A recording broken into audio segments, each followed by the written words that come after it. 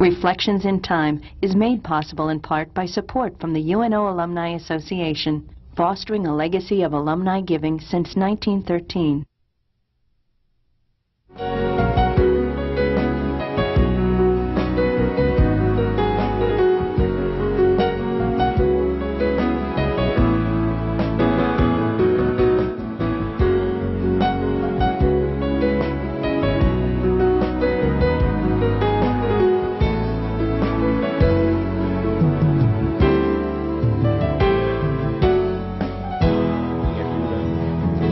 The interview series Reflections in Time was begun by the late Professor Paul Borghi more than 15 years ago.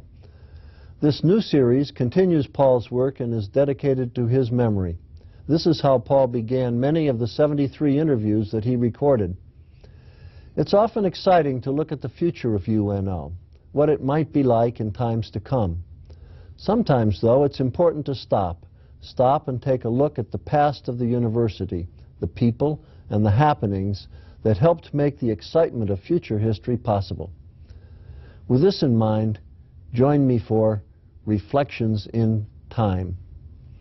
My name is Jack Newton. I'm retired now, but I'm still active as a professor emeritus. I've been on the faculty of UN Omaha since 1960 and served for 20 years as Dean of the College of Arts and Sciences. I worked closely with Paul Borghi in the development of his original interview series and can think of no more fitting tribute to him than to continue this work. Today, it's a beautiful day in the end of April, year 2000, and we're here in the KYNE studios, and I have as my guest Dr. Bing Chen, who's chairman of the Department of Computer and Electronics Engineering in the College of Engineering. Bing, welcome. It's good to have you here with us. It's my pleasure. Now, I just introduced you with your title as chairman of Computer and Electronics Engineering on the UNO campus, but some of our listeners, people listening to this tape, may not be completely familiar with the organization of engineering on the UNO campus. Could we begin by maybe just talking a little bit about how it's administered? I know it's a UNL program, so why don't you take it from there? Okay. Well, the Universities of Nebraska, Lincoln's College of Engineering and Technology is now a two-campus operation, or multiple campus. When I was first hired here at UNO, it was the College of Engineering part of UNO. It was merged under the Lincoln programs in the early 70s. The engineering programs that are on this campus now span and incorporate both engineering and engineering technology programs. I am involved with the Computer and Electronics Engineering program. We also have architectural engineering as a new program, and the traditional civil engineering, which has been here since the beginning. Okay, so they're located here, and the students do all their work here in these programs. Right. But they're administratively, they're part of the University of Nebraska, Lincoln. Okay. The students who graduate and matriculate from our programs here do graduate as UNO graduates. Good. Okay, and more recently we have the Peter Keywood Institute, which we'll talk more about later, but I thought I just might mention it at this time. Well, now that we've got those details straightened out for our listeners, maybe we ought to talk about you a little bit.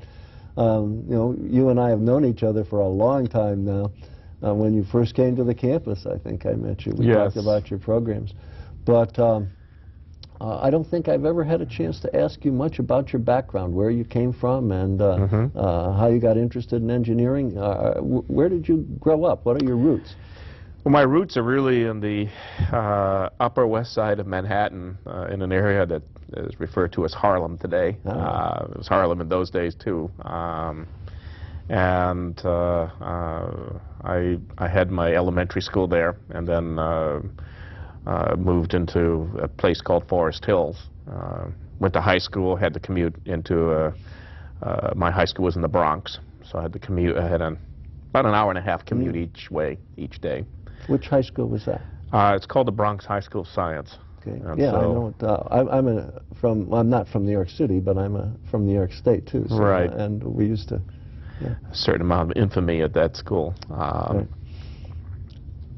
And so from there, how did you get to Omaha? Well, I had originally thought that I would do either engineering or medicine, and with the advent of the Sputnik and the presidential call for young people to serve their country and to help the United States retake the lead that had been apparently lost, and there was a lot of fear in the late 50s and surprise that the Soviets could accomplish what they did. I chose the engineering side. I got to Nebraska because I have an aunt and uncle who were both professors at the University of Nebraska-Lincoln, and they had indicated that Nebraska had a fine engineering program and that I should consider coming out here. So I did for a summer and enjoyed it and have never gone back. So, well, I guess that's our good fortune then to have you here. Thank you. So you graduated with your bachelor's degree in engineering, in electrical engineering, and then I proceeded on to and that was about when? I graduated in 1967, and then continued on with my master's degree. Then joined the College of Engineering and Technology on the Omaha campus, and then completed my PhD in '78. Okay. And when did you arrive at UNO? I came here in 1969. 69. Okay. So that was right after the merger with the the University of Omaha with the state institution. That's correct. That was so 68. OU was just turning into UNO at that time. So you've seen some transitions. Yes. Very, very exciting times. Good. What was UNO like when you first came here? Can you recall back that far? Sure. Seems like yesterday, which is a little dangerous. It was a metropolitan university undergoing some significant shifts. We had financial problems, obviously, on campus. And in joining the system, the University of Nebraska system, I think that would change this campus permanently. I think the linkages with the systems office have given us a slightly different view on the world. Certainly from the engineering standpoint, we have undergone some major revisions in the period of time. When you graduated from the program in Lincoln, how did you happen to end up at UNO? Interesting you should ask that. One of my lab instructors, Harry James Myers, was a beloved instructor of mine in Lincoln, and he took over the chairmanship of the Electronics Engineering Technology program here at UNO. And he came back down to Lincoln and wanted to recruit some of the graduates from that program to help build a nascent undergraduate program in electronics engineering technology. And I thought that would be a fun thing to do for a couple of years.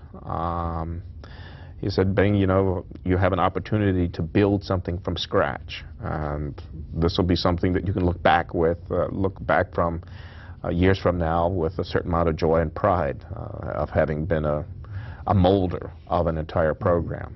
So myself and another fellow by the name of Mike Newman agreed to come up here and build the EET program. And we never thought that we would. So I stayed on. You started it from scratch then? Yes. How many students did you have when you first came here? Oh, probably a handful.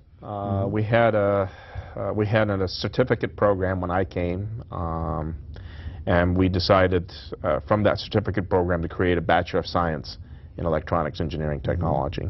And so that was an opportunity to build on what I thought were the strengths in the electrical engineering department in Lincoln, and then to add some additional features. And how long then did it take you to develop the full-blown bachelor's program? It took several years.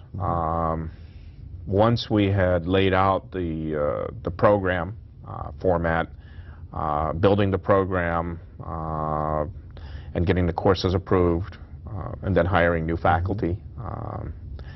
Those are very, very heady times, yes. I think, for all of us. I think our first graduates were either 1972 or 1973. And so we were watching with a great deal of interest to see how they did sure. in entering industries, and they've all prospered, so I'm very pleased. Now, you mentioned that when you first came here, the University of Nebraska at Omaha had its own engineering college. I was here a few years before you were, so I remember the establishment of that college. That was Colonel Marston, Dean Marston, yes. who established it. Did you know him at all? Yes, I did know Dean Marston. Dean Marston was my dean. Okay, so he was here came. When you first came here. I yes. get yes. those years mixed up a little bit sometimes. He was still here, and a wonderful gentleman. And I happen to also know the dean of the engineering college in Lincoln quite well as well at the same time. So it got to be quite interesting. What was that transition like when it changed from being a UNO college to a UNL administered college? Well, it's kind of like being a mouse sitting in the back of the church watching these momentous events occur. The then new president to the system, Woody Varner, had just assumed the presidency of the University of Nebraska system. And Colonel Marston was just retiring. And in the retirement, we found what we thought was an outstanding candidate. His name was Warren from, I believe it was Montana State University. And he was universally acclaimed and had been very successful as the chair of petroleum engineering, converting it into a very large engineering, the largest engineering department at that particular school, and also having a very well-developed track record in research. So we thought this would be an excellent man to lead the college into the next age. He never arrived, though. And instead of being greeted by him, we were greeted by President Varner and then Chancellor Kirk Naylor. And we were informed that Dean Warren was not going to be joining us, and that a decision had been made to merge the college under UNL. So I would say there was a very stunned faculty. Now, about how large was the college at that time? How many faculty people are we talking about? I think somewhere between 40 and 45 people. That was pretty good size. It was good size then. We had general engineering as well as civil engineering and industrial engineering. So we had 3 engineering programs, and it was a very cohesive, very high morale group of people. I found that as a young faculty member, I had a lot of mentoring and felt very part of a, you might say, of a brotherhood, you might say, among the faculty. So this was a very heady place in those days. Now, that changed. Did that change a bit when you got this announcement that you just mentioned? Yes. I will never forget Kirk Naylor's comments at the end of the discussion and the explanation concerning the merger. He looked at President Varner and says, "You know, Mr. President, baloney is baloney, no matter how you slice it."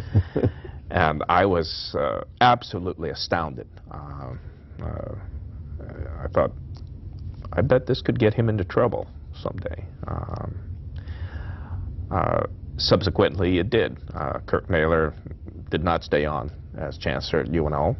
I don't know if this was the precipitant event, but to this day, I have a great admiration for Kirk Naylor, for his willingness to speak up his mind. I was a young neophyte at the time, so I really didn't understand the political ramifications of things as a young neophyte professor. But the years, as they take me back, those words certainly ring out. And when he talked about baloney, he was talking about what, the explanation for why was occurring. Right. It dealt with basically economies of scale and the need for, with one dean, we could save monies and other things. And it sounded plausible. I wasn't quite the cynic then that I am now, but. Well, now you had the advantage, I guess, of two perspectives: a perspective of the faculty here, and because of your connection with University of Nebraska-Lincoln, the perspective of a faculty member there too. Yes. Can you reconcile those two? Or? Yeah, I think I was involved, actually, my teaching career actually began in Lincoln.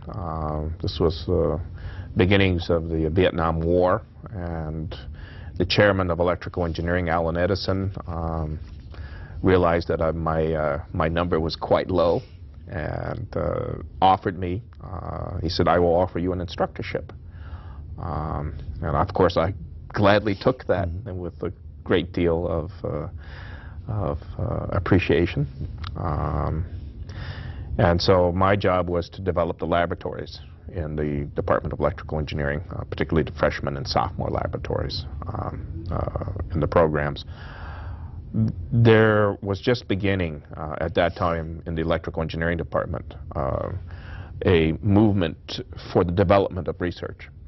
And that in itself was a departure from business as they had known it on that campus and in that department.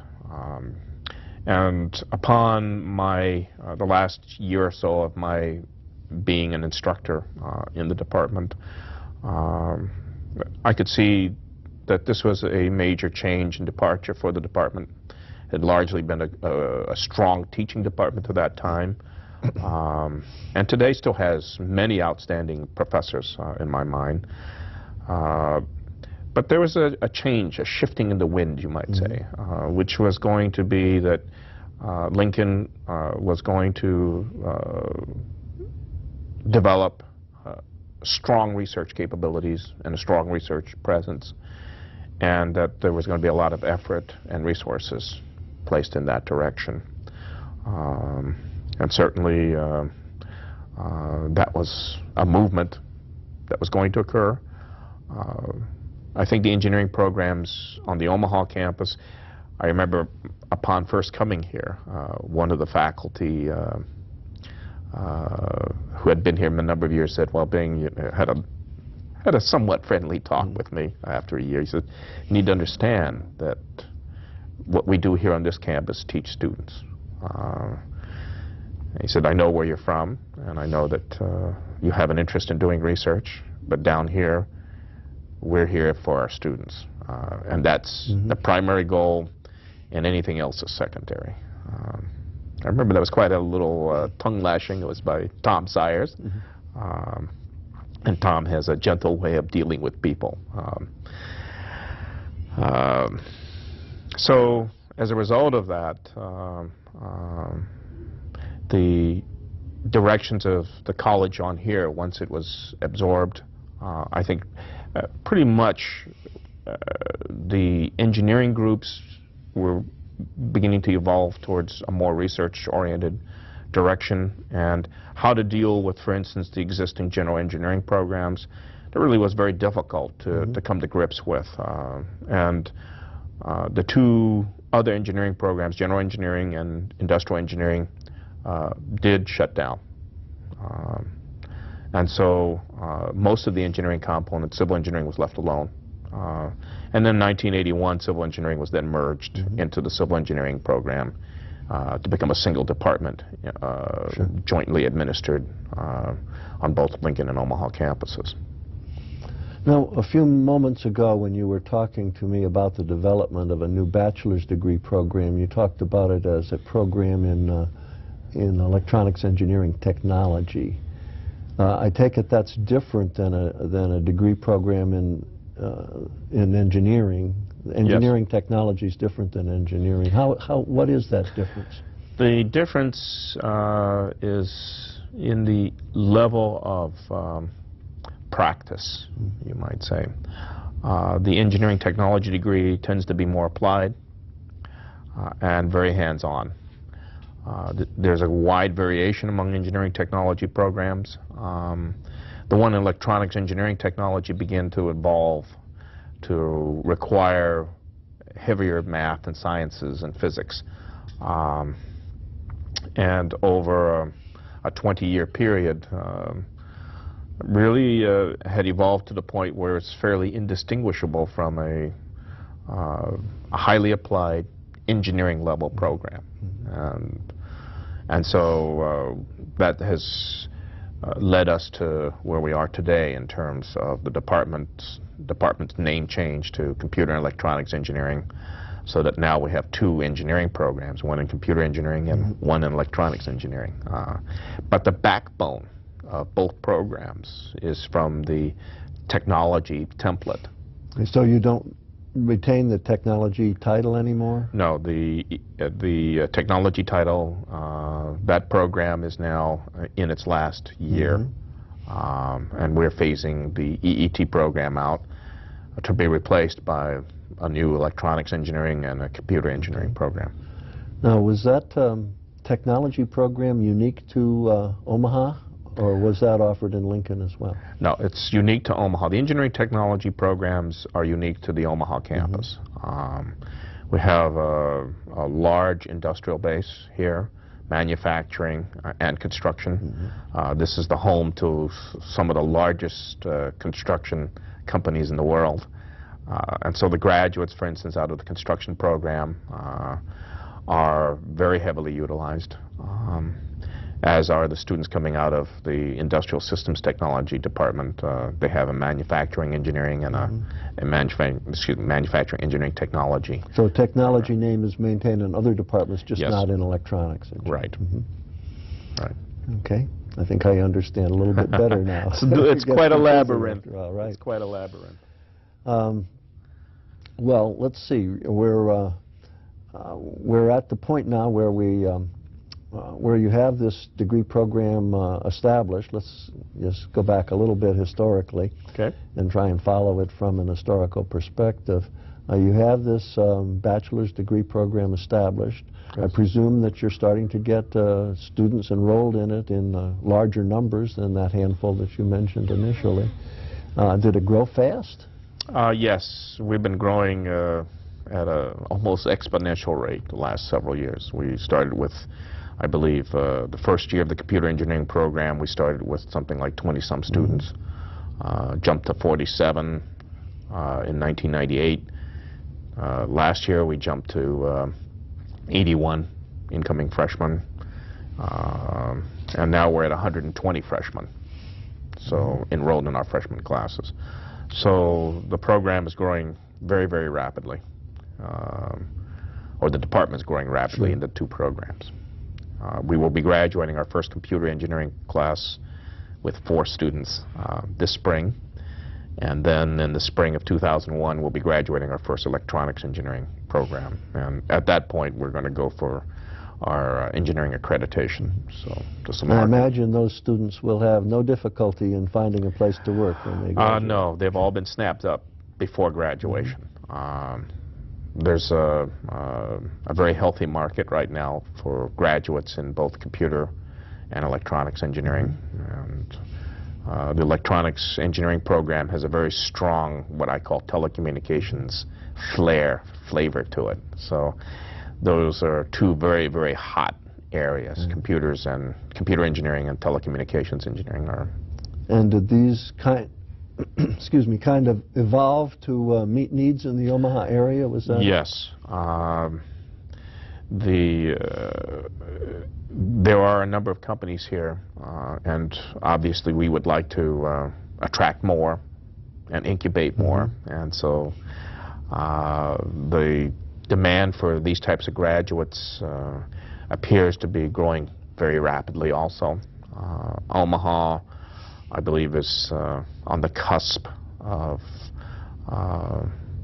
becoming a high-tech center. We're not there yet. The PKI and this unique partnering between UNO and UNL and the partnering with industry. There's a very unique coming together of, you might say, forces here at the beginning of the millennium. And where this goes to is anybody's guess. But I think the uniqueness of it and the quality of the students we're beginning to attract now to UNO, to the University of Nebraska, I think harbingers a state of change at our university. Certainly the impact of the numbers, I think, is going to be very positive. And the quality of the students coming into the University of Nebraska. These students are superbly prepared, and for the first time, I think because of the interest garnered by the Peter Keywood Institute for Information Science, Technology, and Engineering, that's a mouthful, because of the quality of the faculty and the investment by the industries, I see that the university is undergoing a fundamental change. Some of these students truly are outstanding, that we're having, the Walter Scott Scholars in particular. Just had a student come in yesterday from Minnesota, being heavily recruited by a number of institutions.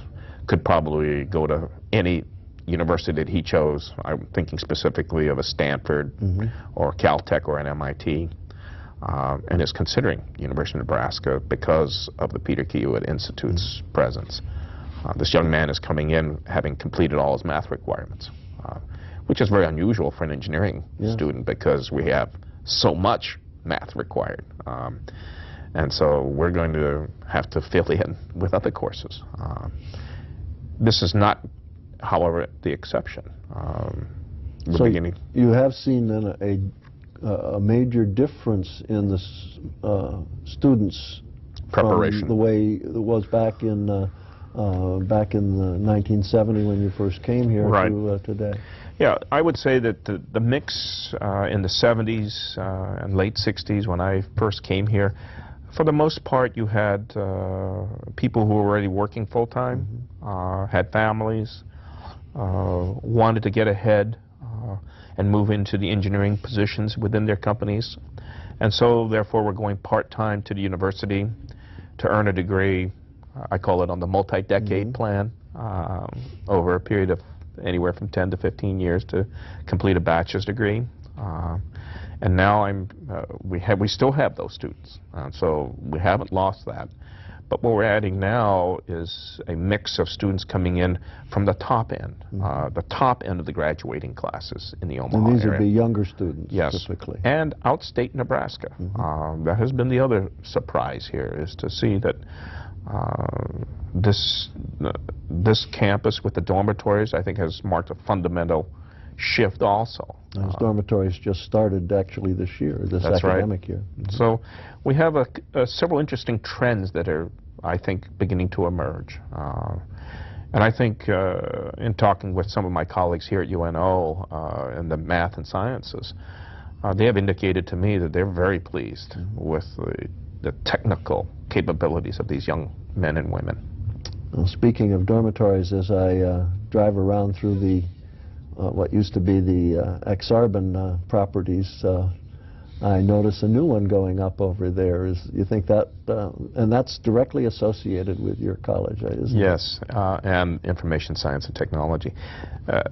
It is intended, it's the, I call it the Walter Scott Conference Center. It is intended to support, I believe, all the Walter Scott Scholars. And I believe that's beginning to approach, has already gone beyond the 3-digit level. I think there'll be up to 62 new Walter Scott Scholars this fall, coming fall. And they will be housed in this, I call it the Taj Mahal of dormitories. I've never seen a structure I'm eager to of this see level. the inside of it. Oh. I've seen it from the outside. Yeah, and they have a conference center attached with it. I think this conference center has the potential of, as new facilities are added to the Exarban campus, I think we have the potential for some very exciting synergies emerging. This is certainly going to be very convenient for the students to be able to get to their information science and technology and engineering colleges quickly. And I think the other thing that is the industrial presence. It's a very interesting partnering, and this is going to mark, I think, as significant a change as what happened when engineering started on this campus. Great. Let's go back for just a minute. Okay. You mentioned a short while ago that a little talk that you had with Professor Sayers, but I know that at the same time you were doing some research, and you continued that for a while. Yes. Are you still doing some? Yes. Back then, I'm trying to remember, wasn't it on passive solar Yes. energy that you were working? Yes, we began that in the late 70s. The oil crisis and the long lines of people waiting at the pumps to get gas. Seems like a distant memory now, but I think this latest run-up in prices is a little bit of a wake-up call that this free and easy access to cheap oil may not go on forever. The movement towards passive solar energy in this state was to test whether or not solar energy could be used in the state of Nebraska, and so we began with a group of faculty and students reduplicating work that had been done at Los Alamos Scientific Laboratories. And the head of that group is a world-renowned scientist physicist by the name of J. Douglas Balcom. And Dr. Balcom has continued to, I referred to the little outhouses that we had here as the children of Balcom. We were able to confirm, however, with our thermal models and the data that we collect in each one of these little buildings or outhouses, how the different techniques in passive solar would work in this state. And in the early 80s, our group put together a book called The Path to Passive, Nebraska's Passive Solar Primer. It was sponsored by the Nebraska Energy Office, and it was distributed to each of the libraries in the state of Nebraska. So folks who still have an interest in solarizing their structures or perhaps building a new building from scratch, I hope that the book is still in your library. And now, have you continued in your research efforts in one fashion or another, or what are you doing now? Well, in the late 80s, to accommodate the growth at UNO, we were asked to move our structures to Alwine Prairie, and the folks in biology have been very, very kind hosts to us, and the strange engineers that have cropped up alongside them. I especially appreciate the courtesy that Tom Bragg has shown us. He's in biology. For the benefit of our listeners, that's Alwine Prairie Preserve is a piece of property on the outskirts of Omaha, although I guess it's less on the outskirts now than it was when we first got it, but it's a piece of property that attempts to maintain some of the original prairie grasses and so on that were native to this part of the country. And it is an old farm. It's what, a quarter section or something like that? Yes, 160 acres. And so you moved some of your research facilities out there to that area because there was space out there, I guess. Right. And at that time, Chancellor Weber said, well, we'd like to offer We will rebuild something from scratch for you folks, depending on how you want to proceed. So we have a larger facility now than we had when we were... It's still out there. It's I haven't still out been there for a while. Yeah, So. and so we're testing different cooling, passive cooling techniques. We have a cool roof system, and we also have some buried pipe in there for what we call slinky heat exchangers. Yeah.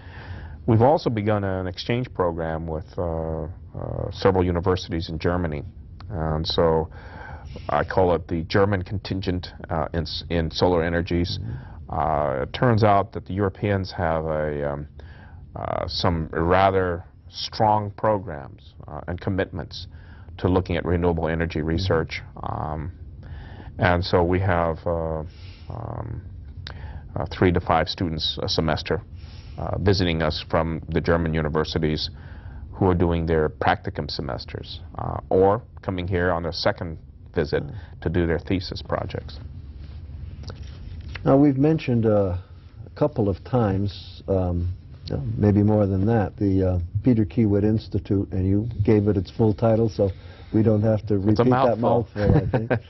But that was a major change, and that's a fairly recent change, and it includes not only the College of Engineering to which you belong, but also a new college here at UN Omaha that was established, again, just a few years ago, and has a brand new building, which you're now living in, I guess.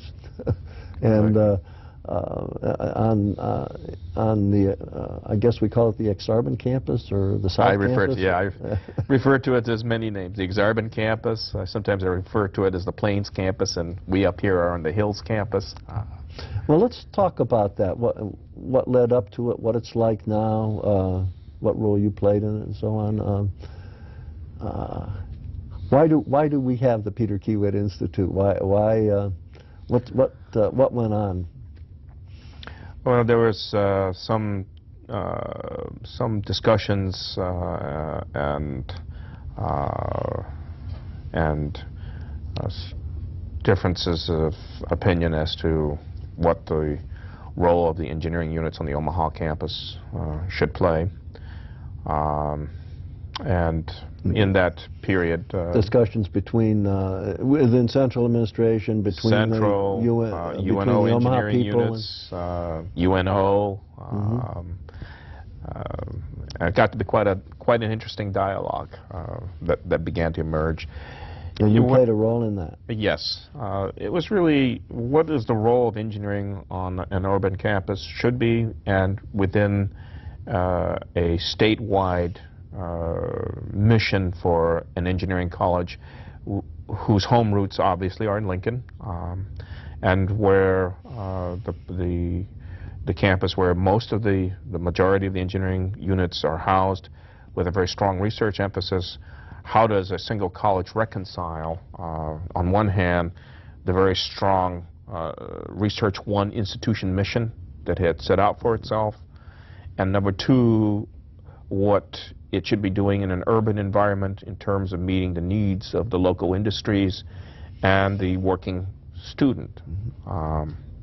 And so as a result of these sometimes heated discussions, what was decided was that the engineering college should remain a single college rather than splitting it up into the model that it had in the 60s here. Was there a bit of controversy involved in that decision? Yes, at the time it was very heavily contested, and a group of the professors on the Omaha campus had actually lobbied the regents to separate the college again.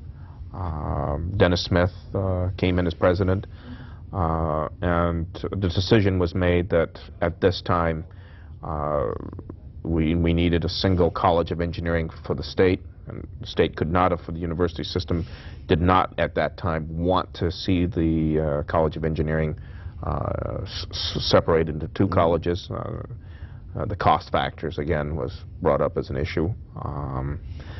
And as part of the solution, a College of Information Science and Technology, which would be UNO bound, would be created to specifically meet some of the high-tech needs of the Omaha industries and companies and populace.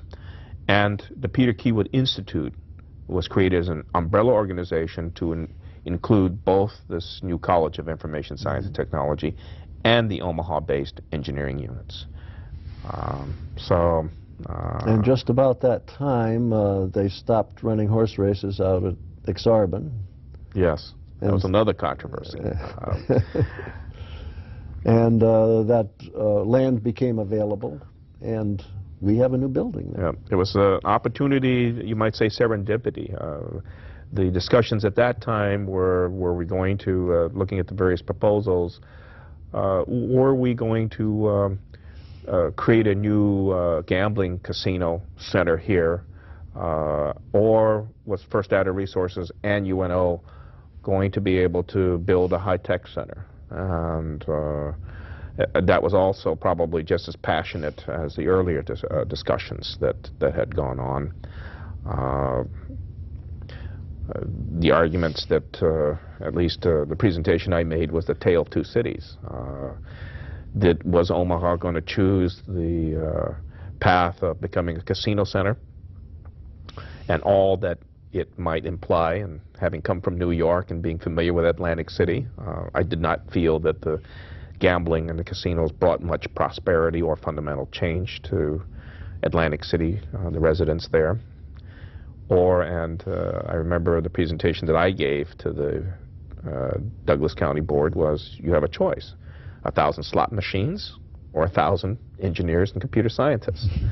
I said, which path does the city want to choose? And I also wrote a editorial to the World Herald, which they published several days just prior to the Douglas County Board voting. Fortunately, I think most of the board voted in favor of a new vision, which would involve UNO and the PKI and First Data Resources. And I think that path is a path that I think was the wise one, at least for our children that come after us. You mentioned First Data Resources. They have, next to your building out there, a building of their own, a fairly large building. Is there a close relationship between UNO and that institution, First Data? Yes. It's interesting to see the employees at FDR just wandering across the campus to take classes at the PKI.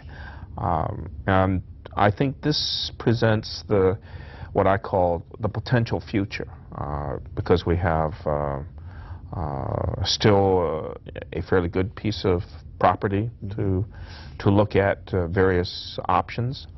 I was going to ask you, do you see, I presume that there is a synergy here between First Data Resources and the Institute.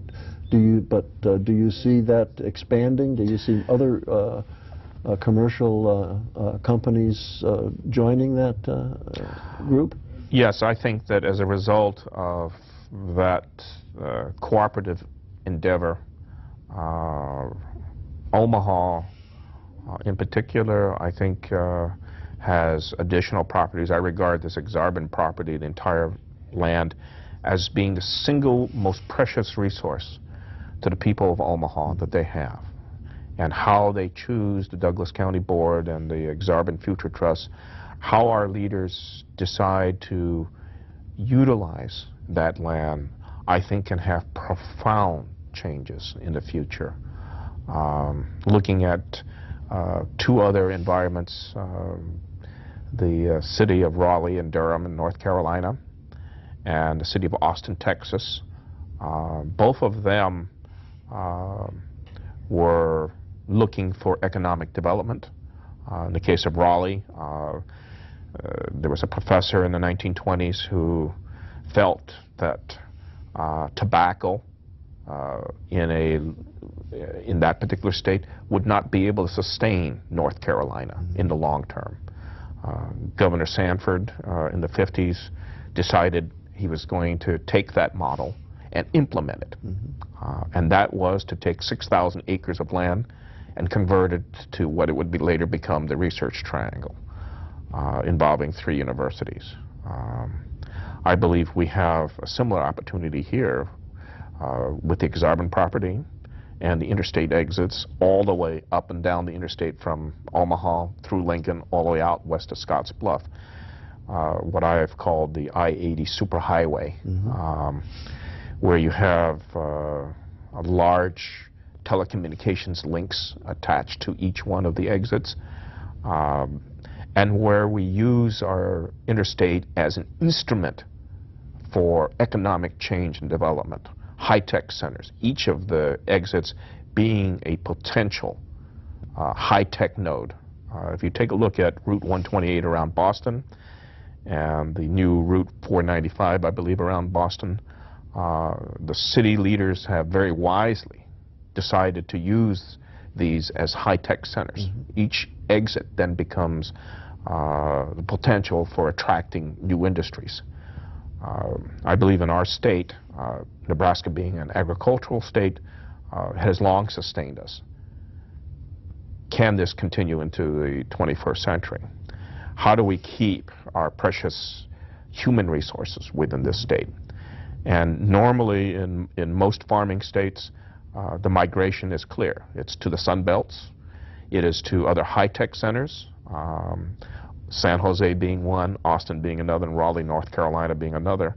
I find them interesting models, and I believe that the idea of using Exarban as an incubator space to attract new companies, for the attraction, for the development of new companies, in essence becoming, you might say, the Johnny Appleseed for creating a new high-tech industries in this area, leading eventually to critical mass in a fashion similar to what has happened in Raleigh. And the Austin, Texas case, I think, is particularly interesting because... Well, I know Austin very well. I have a son with a doctorate in computer science who works for one of the major firms down there, and I've watched the progress of that city over the years. Exactly.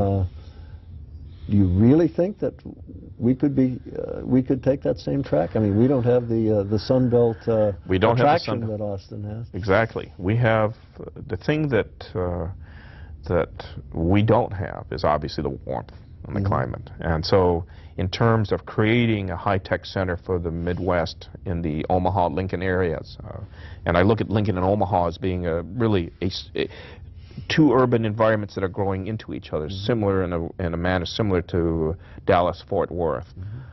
Austin is, in essence, a state capital and a university town. And in the 80s, several of their business leaders saw that maybe we need to do something a little differently. And what they wisely decided to do was we need to create an environment here where we can begin to attract some of the companies, Dell being, of course, homegrown,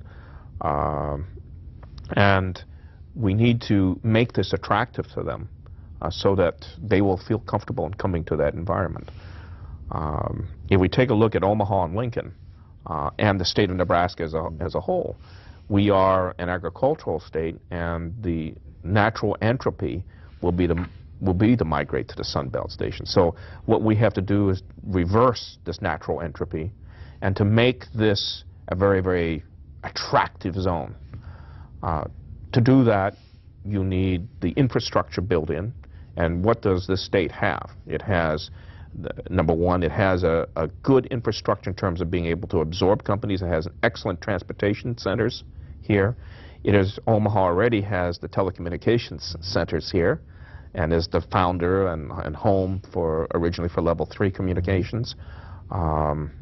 So we have several built-in advantages. We have a very closely integrated industrial base here. And if the two cities, Lincoln and Omaha, and the state can get together and decide, yes, we have nexuses, one in Lincoln at their high-tech center, one here in Omaha at Exarban, take advantage of the interstate exits as being precious commodities, in addition to the Exarban property, and the universities being the centerpieces where you get your high-tech student body from. If you're able to do those two things, the government, the university, and the businesses working together as a tripartite team, which is basically the symbol of the Peter Keywood Institute as the triangle, I think the potential is there. It'll be interesting to see how this all works out. Something worth watching in years to come. How is, at this point, how do you see the Institute as working? Does it seem to be on the right track? Well, it's an exciting place to be at. There's a certain level, electric level of energy that's going on. I think what is interesting to me is the elements brought to us by the engineering side and by the computer science and management information side. We have a unique coming together here and blending. And I was somewhat skeptical at the beginning when the Institute concept was first broached. But I see new collaborative efforts that are beginning to emerge that I think are very exciting. There's some very, very outstanding faculty members, I think, on in both colleges, and as they come to see each other on a daily basis, as they come to begin to collaborate with each other, these Walter Scott research endeavors and the World Herald grants. I think these are all things that encourage this partnering. And then this industry component. I think we have some very interesting new mixes, new recipes. Do you encourage in engineering your students to serve internships in most definitely. In industry? Our computer engineering program, they are not only in actually both programs, but one of our programs actually requires 4 courses from computer science. So we have this tie-in directly with their programs, and we encourage our students to do internships. And those internships have been very positive. They provide the students with excellent income. It gives the companies a chance to, do we really like you? Or, and what has surprised me is looking at some of these companies, it has been interesting that the relationship that has emerged is most of these students have stayed with the companies that they interned with and have found permanent employment. So it's kind of like a trial marriage, which has been very, very successful. We're getting towards the end of our conversation here today. Before we finish up, though, I'd like to take a little time to do something we've started to do already and talk about people that you've known over the years. We've mentioned, for example, Dean Marston. When you originally came here, you've mentioned several of the people that you knew as part of the faculty at the University of Nebraska-Lincoln and the engineering college there. You mentioned Dr. Naylor, President Naylor, Chancellor Naylor, whatever title he had over the years, several over the years. Can you think of other people that you see as having played an influential role and who you might want to comment about? Certainly. The series that this is named after, Paul Borghi, certainly. Were you one of the people that played squash with him? No, he tried to hurt me a couple times on the court. But when he started this series, I felt honored that he invited me, and again, I appreciate your inviting me to continue on this. I think on both campuses, Lincoln and Omaha, there have been some truly outstanding people. I knew Jim Zumberg when he was the chancellor at UNL. Truly a wonderful individual in terms of... We're here for only a short while. He was here for such a brief time, but just the brief time that he was here, I had an opportunity to meet him a number of times and to be touched by him I remember when I received my dissertation, my hooding, he stopped and he says, well, Bing, first off, that he knew who I was. Yeah. He says, I'm really proud of what you've done, and I'm very, very happy for you on this day. And I thought that was very special to me to have him be able to pull me out of the group and say those very kind words. I think looking at here in Omaha, certainly I've had a lot of really outstanding colleagues that I've worked with. I think Dale Weber has been a wonderful influence on my perspectives. Certainly a very strong supporter of engineering on this campus, even though it was not his college. He felt a responsibility and a kinship towards us to give us as much support as he could, and leadership. And so he was a real friend to us in the hard times. We're getting down to the last couple minutes here. One thing I did want to give you at least 30 seconds to talk about. I don't know if you can do it in 30 seconds. Talk fast. And it's related to the university, because there was a house on the university campus here that's now a few blocks further west than it was. And I understand you live in that house. Yes, I just do. In 30 seconds, tell us about that. It was the original Mike Milder house. It's an Oriental design that he saw in Japan and wanted it rebuilt here in Omaha. The university was going to have to tear it down, and I had always admired the structure and admired the Milders, and undertook the task of moving it. People are certainly welcome to come by and take a look at it. We have and I've done some landscaping with it. It's beautiful. I drive by it frequently. You must stop by. So I want to thank you very much for joining us here today, Bing. This has been it's been fun. I think we could go on for another hour easily. And I want to thank our audience for joining us today in a visit with Dr. Bing Chen, who's a longtime professor and chairman of the Department of Computer and Electronic Engineering at the UNO campus. We've been taking a look at some of the history of UN Omaha as seen through the eyes of the history makers. This is Jack Newton inviting you to join us again in the series we call Reflections in Time.